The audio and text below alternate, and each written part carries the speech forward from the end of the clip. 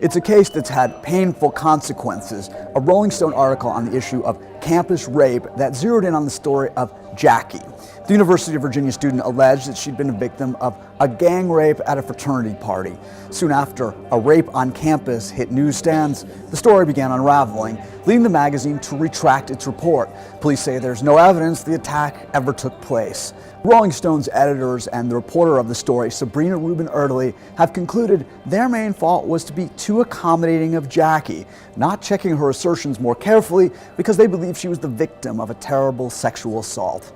But a new independent report from Columbia University concludes the story was a journalistic failure that was avoidable. It was the collective fault of the reporter, the editor's supervisor, and the fact-checking department. What should Rolling Stone have done differently? Columbia's report suggests 3 reporting pathways that would have likely led it to the truth before it published its explosive article. Path 1, the 3 friends. Jackie told Ms. Erdely that on the night she was raped, she went to 3 friends, Ryan, Alex, and Catherine.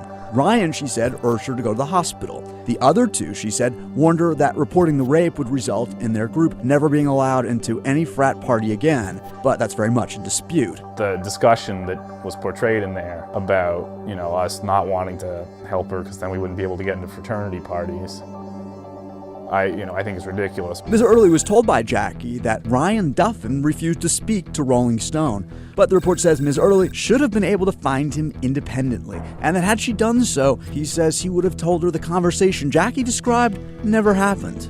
I couldn't help but notice that almost everything that the article said about me was incorrect, which kind of put a lot of the facts in the article in question for me. Path 2, the fraternity.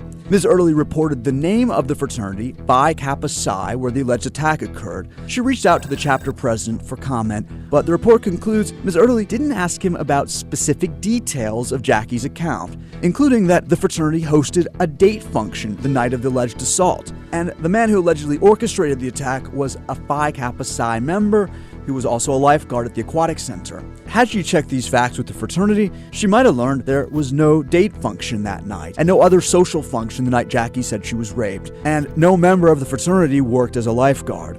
Path 3, the lifeguard. Jackie gave the first name, but not the last name of the lifeguard she said led the gang rape. Jackie told Ms. Erdely that she didn't want to be the one to give you that name because he completely terrifies me.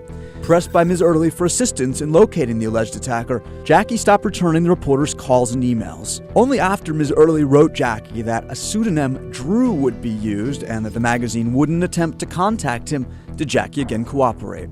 Turns out there was an aquatic center lifeguard who had the first name Jackie used. He wasn't a member of Phi Kappa Psi, and police found no evidence linking him to Jackie's alleged assault. Ms. Erdely did try to identify the man on her own, but the report says Rolling Stone stopped looking for him.